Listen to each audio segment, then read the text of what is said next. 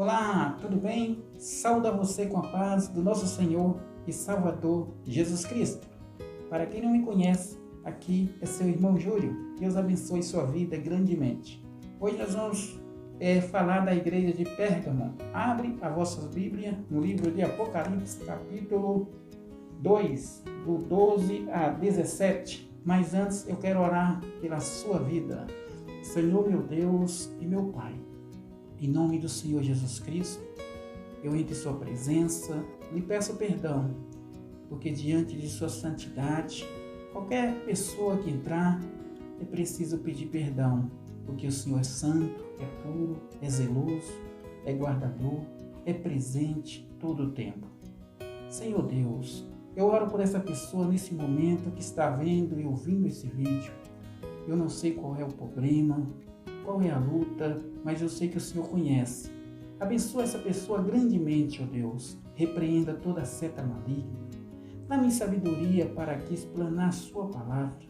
Esconda-me, Senhor, atrás de sua cruz, aleluia, e fale através de mim. Eu já te peço, te agradeço, em Cristo Jesus. Amém. Então, nós falamos de duas igrejas já. Nós falamos da igreja de Éfeso, que teve elogio, mas também teve correção. Eles precisavam voltar ao primeiro amor. Depois nós falamos da igreja de Esmina, a qual diante do império eles eram pobres, mas diante de Deus eles eram ricos. Então a igreja de Esmina tinha diante de Deus vencido as lutas, os problemas, porque sobreviveu em meio às blasfêmias da época. Nós vimos ali como Márcio Policarpo deu a vida por amor a Cristo e deixou para nós um legado de exemplo tremendo, de não negar a Jesus Cristo. Até porque a palavra de Deus vai dizer, Jesus Cristo diz, aquele que me negar diante dos homens, eu também o negarei diante de meu Pai que está no céu. E hoje nós vamos falar da igreja de Pérgamo. A cidade de Pérgamo era uma cidade que era rodeada por templos oferecidos a deuses pagãos, deuses que não existem. A cidade de Pérgamo era uma cidade que tinha uma biblioteca muito grande, tinha cerca de 200 mil rolos de pergaminho. Aliás, foi nessa cidade que foram encontrados muitos pergaminhos, e daí o nome dessa cidade, Pérgamo. Então, meu querido, hoje nós vamos falar sobre a igreja que estava cercada diante dessa idolatria que era essa cidade. É a terceira carta à igreja de Pérgamo. No primeiro versículo vai dizer dessa forma: e ao anjo da igreja que está em Pérgamo, escreve isto. Diz, aquele que tem a espada aguda de 2 fios. No primeiro versículo, nós aprendemos já duas coisas preciosas. A primeira é a carta dirigida ao anjo da igreja. E quem escreveu o Apocalipse foi o apóstolo João, quando está exilado na ilha de Patmos, por conta da palavra de Deus, por amor à palavra de Deus, da obediência a Deus. Então, no reinado de Domiciano, ele estava ali exilado.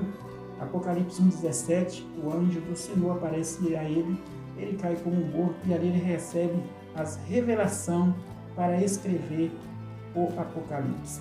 E é direcionado às 7 cartas, às 7 igrejas da Ásia.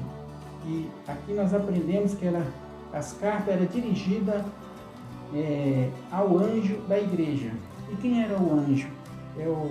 Quem era responsável, o pastor, né? Ele recebia essa carta, a primeira palavra falava com ele e ele passava para os demais. E os demais iam passando um para o outro, porque essa igreja, ela representava, essas 7 igrejas, todas as outras que precisavam melhorar, inclusive a contemporânea, a nossa de hoje. Ela precisa melhorar. Nós precisamos melhorar, né? Nós precisamos fazer mais para Deus, porque o que Jesus fez por nós não há preço que pague no mundo.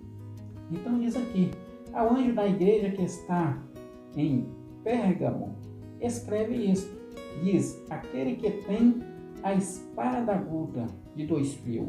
Ser crente nessa época, dentro dessa cidade, que tinha 4 seitas religiosas muito influentes da época, um altar a Zeus, a Dionísio, a Asclépio. Então, ser crente diante dessa cidade é como se a pessoa tivesse diante de uma espada, para a qualquer momento ser decapitado, ser açoiteado. Então, ser crente nessa cidade era ser crente pela fé, não na teoria, mas na prática. Então, aqui Jesus Cristo ele diz dessa forma: o anjo da igreja que está em Pérgamo escreve isso. Diz, aquele que tem a espada aguda de 2 fios. Então, Jesus Cristo ele diz, traduzindo o versículo, eles têm a espada que vocês vê, mas tem uma espada espiritual que ela é aguda, ela é cortante, mais que uma espada de 2 gumes. Quando a Bíblia se refere à espada, é a palavra de Deus.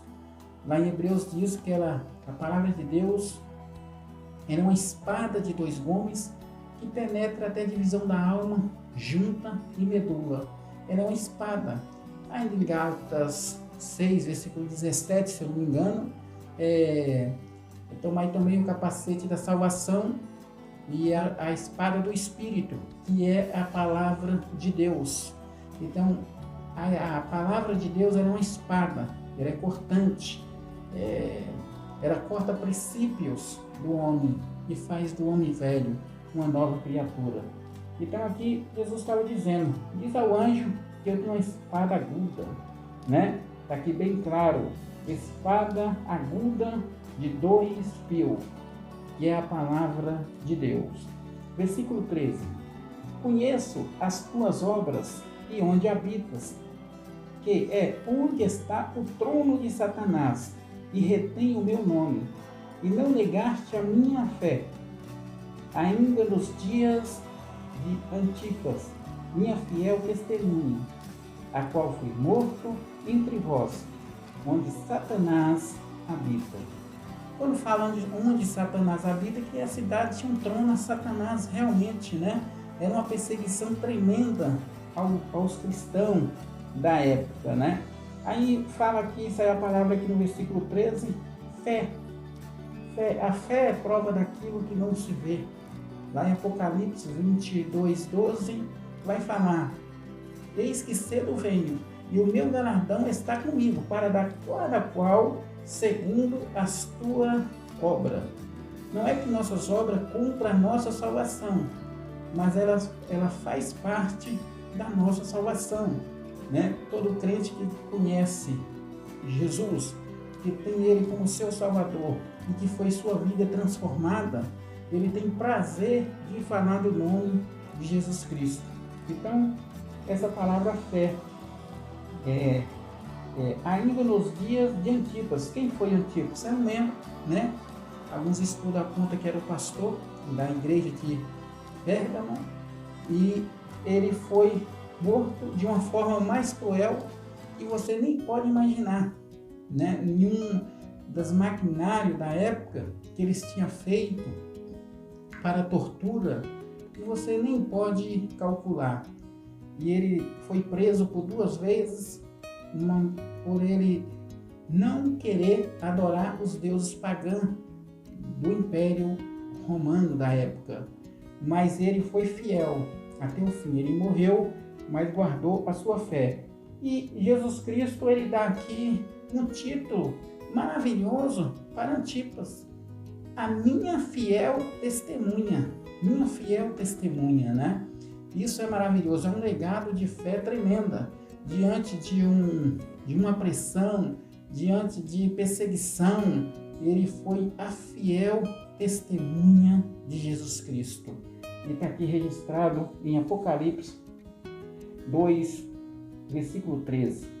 Vamos para o versículo 14.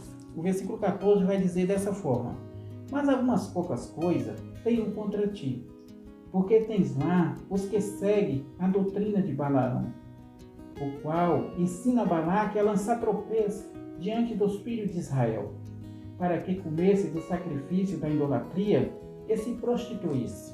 Então aqui nós vemos algumas poucas coisas tem contra ti. Então a igreja ela não tem sido toda doutrinada, ela é uma igreja acomodada, porque ela estava aceitando as práticas pagãs para dentro da igreja. Então o Senhor estava doutrinando aqui a igreja de Pérgamo. Então aqui nós vemos Balaão, nós vemos Balaque. Quem é Balaque?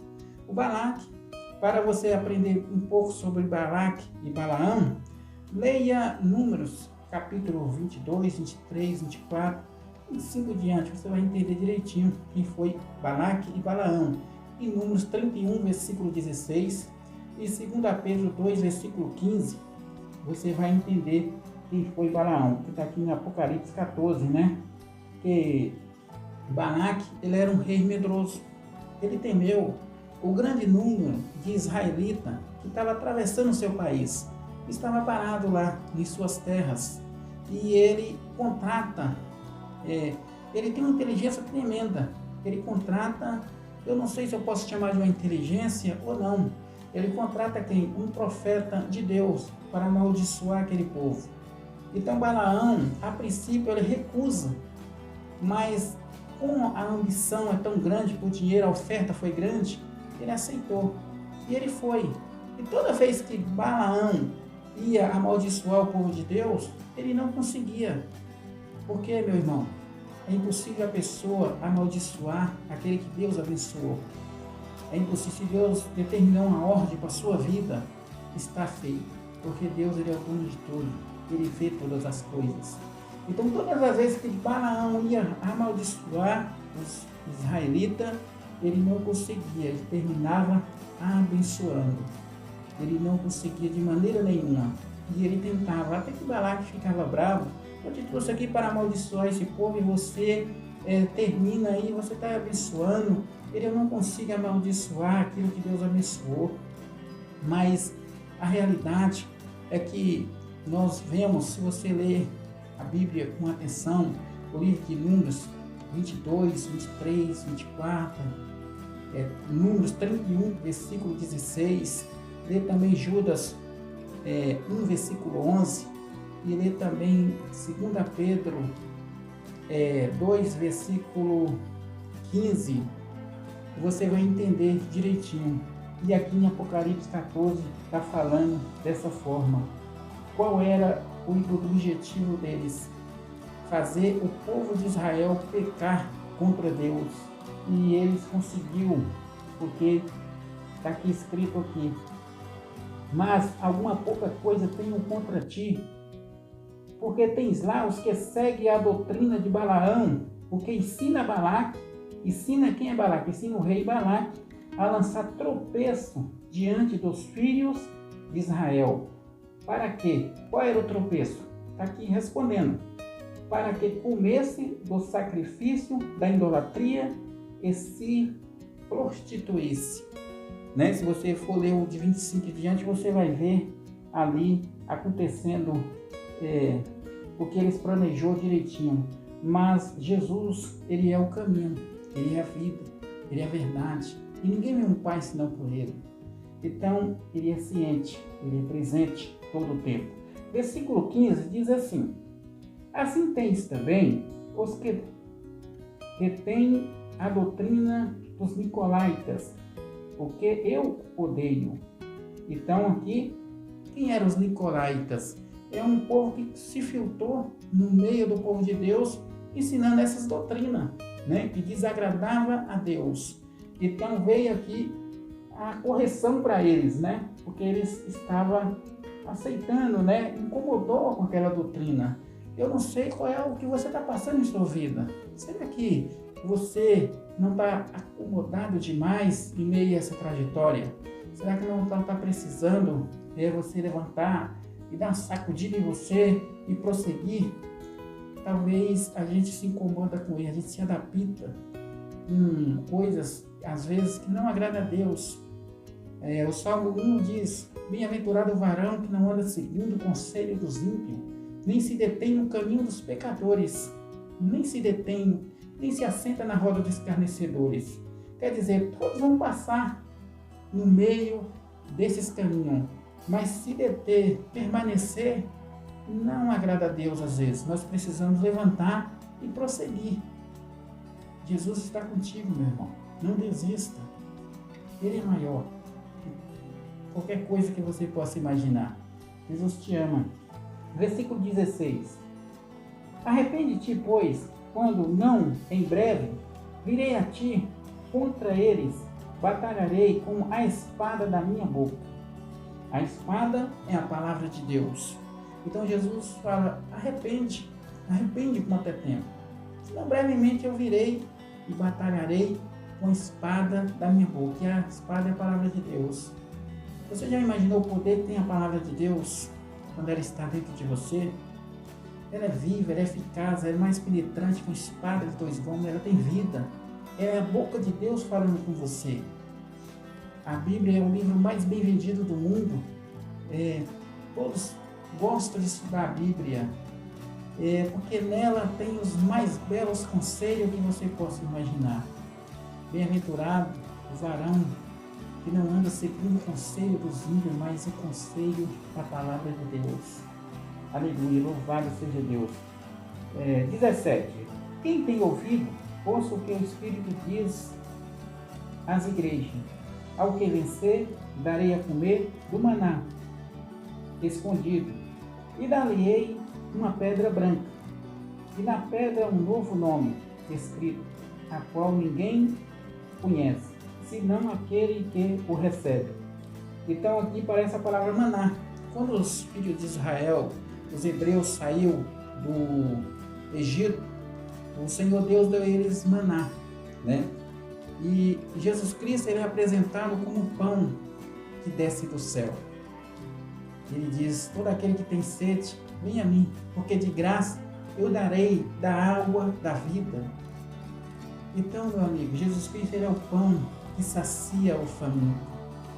Lá em Mateus 4, versículo 4, nem só de pão viverás o homem, mas de toda a palavra de Deus. Toda a palavra de Deus. Então Jesus é o pão que desceu do céu. E Ele está aí agora. Clame a Ele. Saiba que você não está sozinho em meio a essa trajetória. Jesus, Ele é o pão. Pedra branca, essa é uma pedrinha branca. Nós não sabemos o que é isso especificamente, mas quando uma criança nascia antigamente, eles notavam na pedrinha branca o nome da criança. E também essa pedra branca aqui era quando o juiz julgava a causa, depois ele recebia uma pedra branca, né? Diz a história. Mas eu quero dizer a você que Jesus ele é o pão que desce do céu. Nós vemos aqui a igreja de Pérgamo que estava acomodada e eles teve uma correção do Senhor. Porque um bom pai é aquele que disciplina, é aquele que corrige o seu filho. Quem tem seu filho quer o bem para ele, quer que ele anda nos seus caminhos, quer que ele segue os seus passos, não quer ver ele em passos errados. E assim é nosso Deus para conosco. E quando a gente entregamos nossa vida a Jesus, nós passamos a ser filho de Deus por adoção. Porque filho, como eu disse em alguns vídeos, Deus só tem um, é Jesus Cristo. Mas quando nós entregamos nossa vida a Ele, nós passamos a ser filho por adoção. João 3,16 diz que Deus deu o seu único filho unigênito. Né? E lá em Gálatas 4, versículo 4 e diante, vai falar que você vai entender direitinho que Deus só tem um filho, Jesus Cristo. Mas quando entregamos nossa vida, passamos a ser filho de Deus por adoção. Essa é a palavra. Hoje nós falamos que da igreja de Pérgamo, uma cidade que tinha 4 seitas religiosas, né? Tinha lá uma imagem de uma cobra também, onde ia gente de todos os lugares do mundo para adorar e acreditando assim que eles iam sair curados. Pode ser que alguns realmente eram curados por conta da sua fé, porque a sua fé ela é capaz de remover montanha.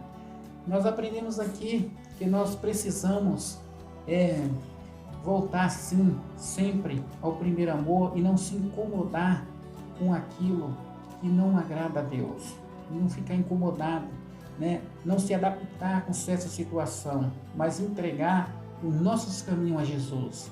É muitas das vezes levantar e prosseguir para o alvo, e o alvo é Jesus, olhando para Jesus, o autor e consumador da nossa fé. Que a graça do nosso Deus possa invadir seu lar de tal maneira que você não possa calcular. Que o amor de Deus possa estar em seu coração, que a graça do nosso Senhor Jesus Cristo possa invadir esse lar, que a comunhão do Espírito Santo possa estar sempre com você, que você seja bênção em tudo que você fizer.